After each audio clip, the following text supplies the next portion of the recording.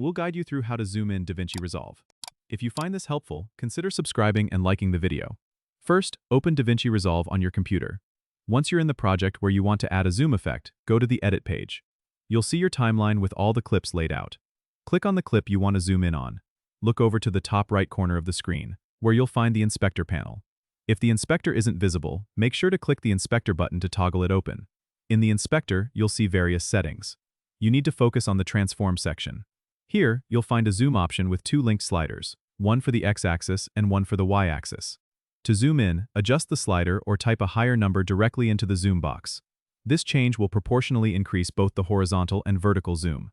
If you're looking to zoom in on a specific part of your clip, like a face or an object, you can use the position settings just below the zoom settings. Drag the X and Y position sliders to frame the specific area you want to highlight.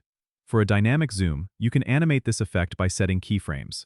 Click on the diamond icon next to the zoom and position settings to set your starting position. Move the playhead to where you want the zoom to end. Adjust the zoom and position settings again, and another keyframe will be added automatically. This creates a smooth zoom effect over time as the video plays. And there you have it, a simple way to create zoom effects in DaVinci Resolve. Don't forget to subscribe and comment if this helped you out.